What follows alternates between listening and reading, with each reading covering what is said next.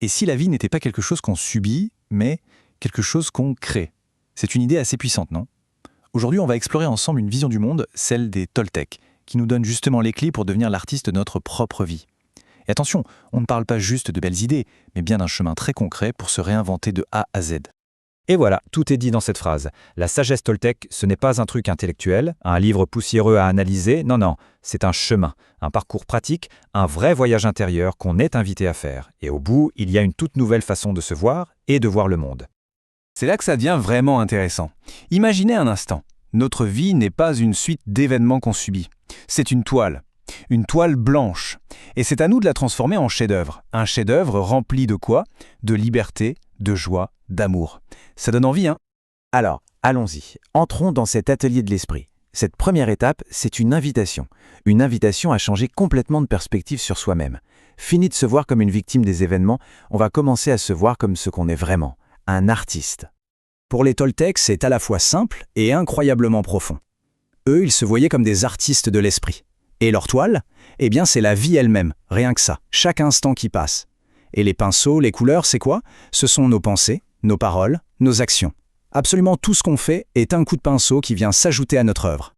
Bon, là on arrive à une idée qui peut paraître un peu folle au premier abord, mais c'est peut-être la plus importante.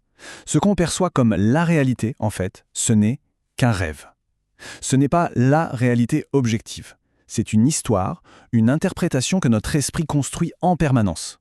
C'est notre rêve personnel qui fait partie d'un grand rêve collectif. Et la conséquence de ça, elle est énorme. Si c'est un rêve, ça veut dire qu'on peut se réveiller et en créer un nouveau. Ok, mais avant de pouvoir créer ce nouveau rêve, il faut bien comprendre celui dans lequel on est plongé en ce moment. D'où est-ce qu'il vient, ce rêve? Comment est-ce qu'il s'est installé dans notre tête? Les Toltecs utilisent un mot assez fort pour ça, la domestication. Pensez-y, dès l'enfance, on nous apprend comment le monde fonctionne. On nous dit « sois sage, travaille bien à l'école, fais plaisir aux gens ». On est récompensé quand on suit les règles et on est puni quand on en sort. Et petit à petit, sans même s'en rendre compte, toutes ces règles qui venaient de l'extérieur, eh bien, elles deviennent notre propre loi intérieure. Toute cette programmation, ça finit par créer en nous une sorte de livre de la loi invisible. Un manuel de règles qu'on porte en permanence. C'est ce livre qui nous dicte comment réagir, qui nous fait nous juger et juger les autres. Il devient notre référence pour tout, la vérité absolue de notre esprit. Et qui est le gardien de ce livre? C'est une petite voix dans notre tête qu'on connaît tous très bien, le juge intérieur. C'est lui qui murmure « T'es pas assez bon, t'en fais trop, t'aurais pas dû dire ça ». Ce juge est en guerre permanente avec ce que nous sommes au fond, des êtres de liberté, d'amour, de joie.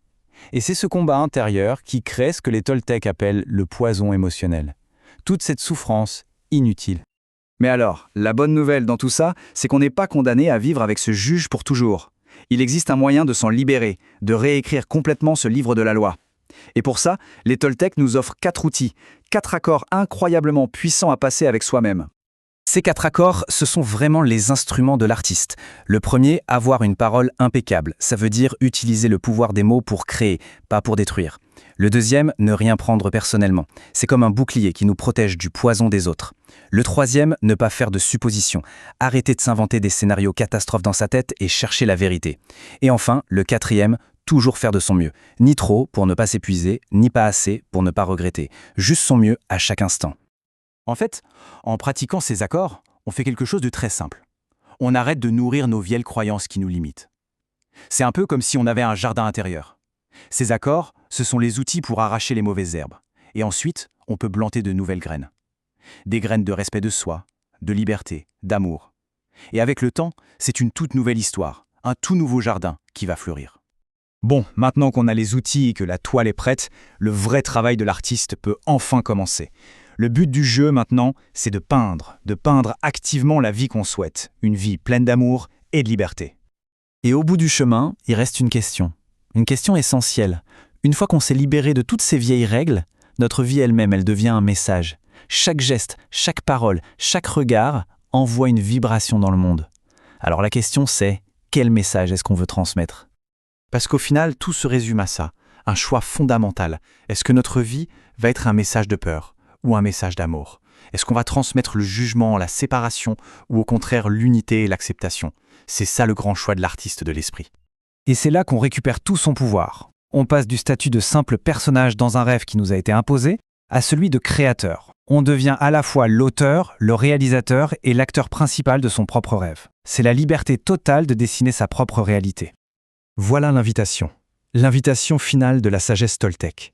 Saisir la toile de sa vie, prendre les pinceaux de la conscience et de l'intention et se mettre à peindre.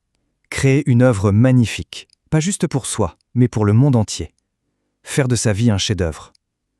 Et si au fond, c'était la seule chose qui comptait vraiment?